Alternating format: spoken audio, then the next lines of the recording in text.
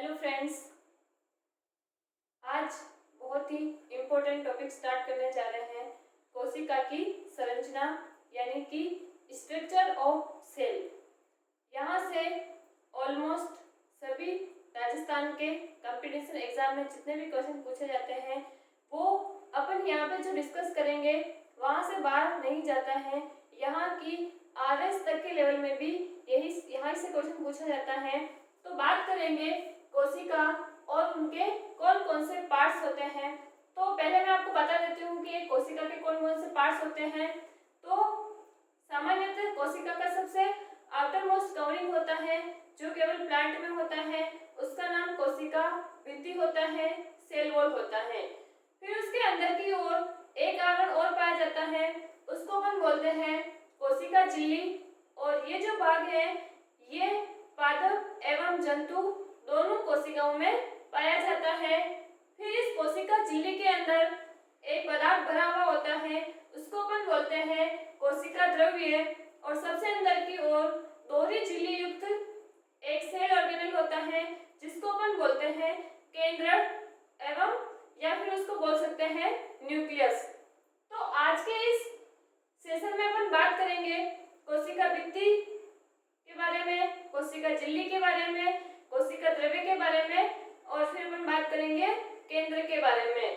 तो यहाँ पर मैंने एक संरचना बनाई है एक कोशिका की, सामान्य कोशिका की। तो सबसे बाहरी आवरण की बात करते हैं, उसको अपन बोलते हैं कोशिका भित्ति या उसको बोलते हैं सेल वॉल। अब ये क्या होता है, सिर्फ पादप कोशिका में होता है और ये पादप का क्या होता है, सबसे बाहरी आवरण होता है। फिर बात करते हैं कि कोशिका भित्ति कौन कौन से पदार्थों की बनी हुई होती है। तो कोशिका भित्ति में सेल्यूलोज होता है, हेमीसेल्यूलोज होता है, लिग्निन होता है, पेक्टिन होता है।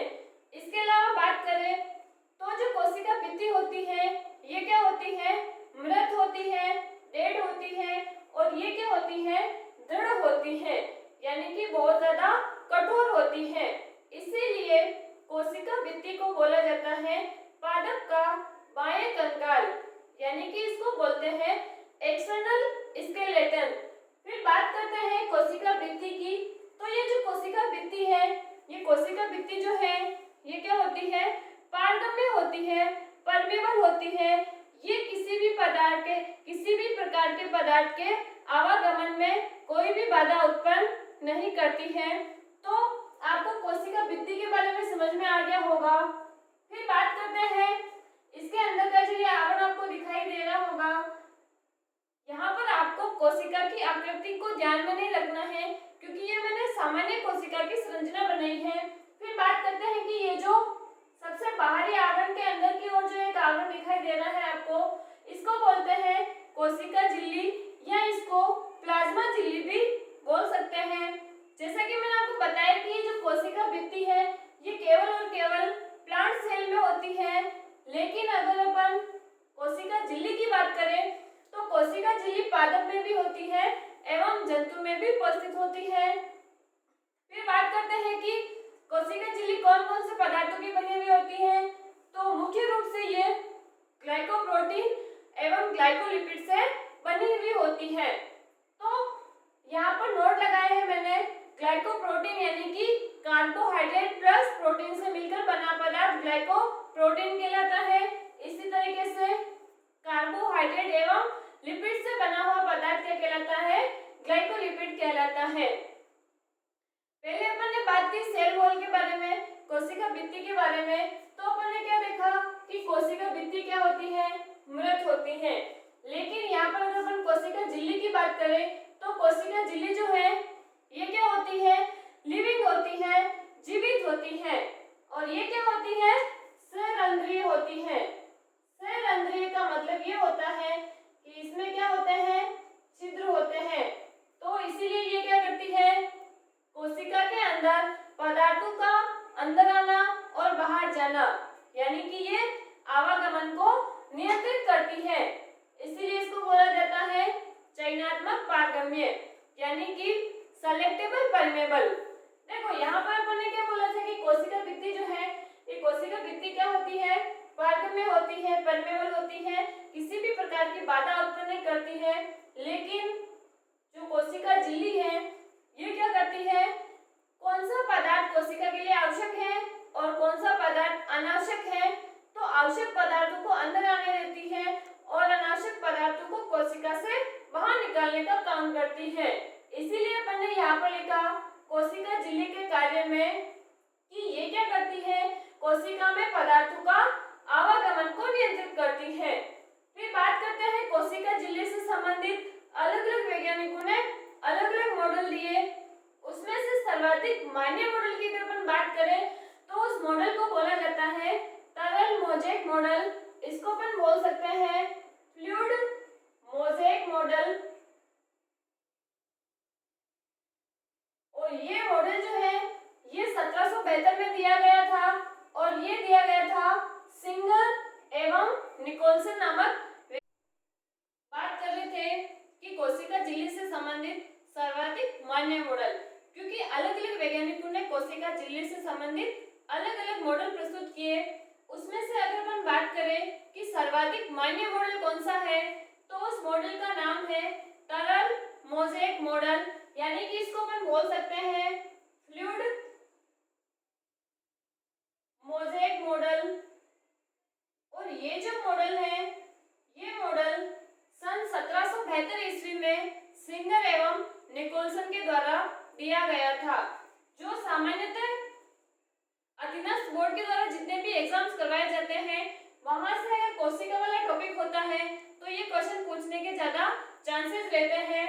फिर बात करते हैं कि इस कोशिका झिल्ली और केंद्रक झिल्ली के बीच में एक अर्ध तरल या अर्ध ठोस पदार्थ भरा हुआ होता है जिसको बोला जाता है कोशिका द्रव्य यानी कि साइटोप्लाज्म। अब बात करते हैं तो जैसा कि ये दोनों पॉइंट मैंने आपको बता दिए कि ये कोशिका झिल्ली और केंद्रक झिल्ली के मध्य होता है और ये क्या होता है अर्ध तरल बोल सकते हैं या इसको अपन अर्ध ठोस भी बोल सकते हैं, यानी कि इसको अपन सेमी लिक्विड या फिर सेमी सॉलिड बोल सकते हैं। अब बात करते हैं कि कोशिका में जितनी भी क्रियाएं होती है वो कोशिका द्रव्य में संपन्न होती है, जिनको अपन बोलते हैं उपापचयी अभिक्रियाएं। उपापचयी अभिक्रिया यानी कि अपन बोल सकते हैं मेटाबॉलिक रिएक्शन। तो ये जो मेटाबॉलिक रिएक्शन है ये सारी की सारी कहाँ पर होती है, कोशिका द्रव्य में होती है और इसमें विभिन्न तरह के क्या होते हैं, कोशिकांग उपस्थित होते हैं, यानी कि सेल ऑर्गेनेल्स उपस्थित होते हैं। उनमें से अगर अपन बात करें तो माइटोकॉन्ड्रिया है, गोल्गी काइल है, राइबोसोम है, एंडोप्लाज्मिक रेटिकुलम है, ये सारे के सारे कोशिकांग उपस्थित होते हैं। फिर बात करते हैं हरित लवक की। तो ये जो कोशिकांग है ये दोहरी झिल्ली युक्त होता है और ये केवल और केवल पादप कोशिका में ही उपस्थित होता है। फिर बात करते हैं एक कोशिकांग की ओर, तो ये होता है तारककाय यानी कि सेंट्रोसोम। ये जो होता है ये अधिकतर क्या होता है, जंतु में ही होता है, लेकिन कुछ जो निम्नतर पादप होते हैं जो कम विकसित प्लांट होते हैं उनमें भी क्या पाया जाता है, तारककाय पाया जाता है। अब नेक्स्ट बात करते हैं, देखो यहाँ पे मैंने ये संरचनाएं बनाई है, माइटोकॉन्ड्रिया है, राइबोसोम है, लाइसोसोम है, हरित लवक है, ये एंडोप्लाज्मिक रेटिकुलम है और ये पूरा का पूरा क्या है, कोशिका द्रव्य है। अब आपको इस डायग्राम में एक दोहरी झिल्ली युक्त और इस प्रकार से छिद्र युक्त एक संरचना नजर आ रही होगी, इसको बोला जाता है केंद्रक, इसको बोलते हैं न्यूक्लियस। अब सबसे पहले बात करते हैं इस केंद्रक की। तो ये जो केंद्रक होता है ये केंद्रक कोशिका में सामान्यतः मध्य में उपस्थित होता है अगर जंतु कोशिका की बात करें तो, लेकिन क्योंकि पादप की बात करें तो पादप कोशिका में क्या होती है, रिक्तिका होती है, वैक्यूल होती है और वो साइज में बहुत बड़ी होती है, इसीलिए उसमें जो केंद्रक होता है ये क्या होता है, साइड में पड़ा हुआ दिखाई देता है। फिर बात करते हैं कि सबसे पहले केंद्र की खोज किसने की थी, तो केंद्र की खोज की थी रॉबर्ट ब्राउन ने और 1831 में की थी। अब ये जो केंद्रक होता है ये क्या होता है, कोशिका का नियंत्रक एवं समन्वय होता है। ऐसा इसलिए होता है क्योंकि केंद्रक में क्या होता है, गुणसूत्र होता है, गुणसूत्र में क्या होता है, डीएनए होता है डीएनए जो होता है उसमें क्या क्षमता होती है कि वो प्रतिकृति कर सकता है, रेप्लिकेशन कर सकता है, और जब वो रेप्लिकेशन करता है तो क्या होता है, दूसरा डीएनए बनाता है। फिर बात करते हैं कि ये जो डीएनए है इसमें एक और क्षमता होती है जिसको बोला जाता है ट्रांसक्रिप्शन, और ट्रांसक्रिप्शन के द्वारा जो डीएनए है ये क्या बनाता है, एमआरएनए बनाता है। और ये जो एमआरएनए है ये केंद्रक द्रव्य से कहा जाता है, कोशिका द्रव्य में आ जाता है, और ये किसका निर्माण करता है, प्रोटीन का निर्माण करता है।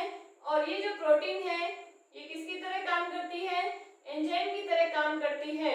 और अपन जानते हैं कि अपने शरीर के अंदर जितनी भी अभिक्रियाएं होती हैं ये कहाँ पर होती है, कोशिका द्रव्य में होती है।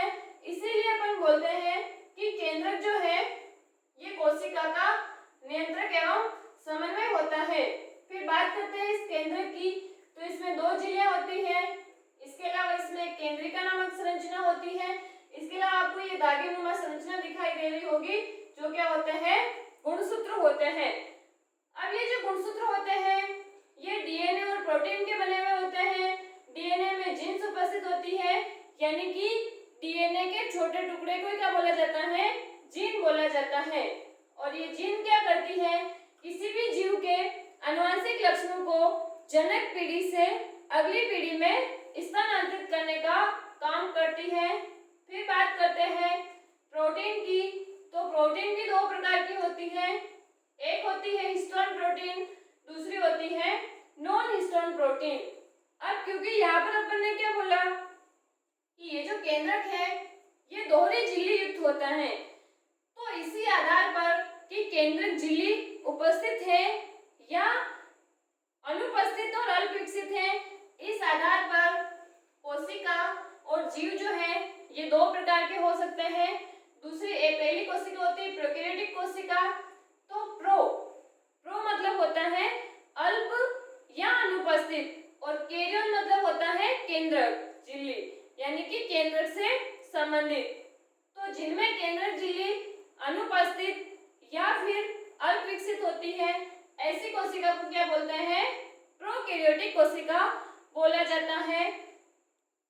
तो उदाहरण की बात करें तो जीवाणु है, नीलहरित शैवाल है, इनमें क्या होता है, ये जो केंद्रक झिल्ली दिखाई दे रही है ये अनुपस्थित होती है। इसीलिए केंद्रक के जितने भी पदार्थ हैं ये कोशिका द्रव्य के अंदर फैले हुए रहते हैं। फिर दूसरी ओर बात करें तो दूसरा टाइप होता है यूकैरियोटिक कोशिका। यू का मतलब होता है सु और कैरियन मतलब होता है केंद्रक। तो ऐसी कोशिका जिसमें केंद्रक झिल्ली सुविकसित होती है, अच्छे से विकसित होती है, जिसके अंदर केंद्रक छिद्र उपस्थित होते हैं, तो ऐसी कोशिका क्या कहलाती है, यूकैरियोटिक कोशिका कहलाती है। और ऐसे जीवों को अपन क्या बोलते हैं, यूकैरियोटिक जीव बोलते हैं। तो अधिकतर जो जीव है वो कैसे होते हैं, यूकैरियोटिक होते हैं। फिर यहाँ पर एक नोट लगाया क्योंकि यहाँ पर अपन ने कोशिका की संरचना में दो प्रकार के द्रव्य देखे थे। एक अपन ने देखा था कोशिका द्रव्य, और दूसरा जो द्रव्य होता है वो केंद्रक में भरा हुआ होता है, उसको अपन बोलते हैं केंद्रक द्रव्य। तो केंद्रक द्रव्य और कोशिका द्रव्य दोनों को मिलाकर बोला जाता है जीव द्रव्य, या इसको बोला जाता है प्रोटोप्लाज्म। तो दोस्तों आज के इस सेशन में आप लोगों ने बात की कोशिका की संरचना के बारे में, उनके अंदर क्या क्या होता है, कौन कौन से पार्ट्स उपस्थित होते हैं। तो उम्मीद है आप लोगों को समझ में आया होगा। धन्यवाद दोस्तों।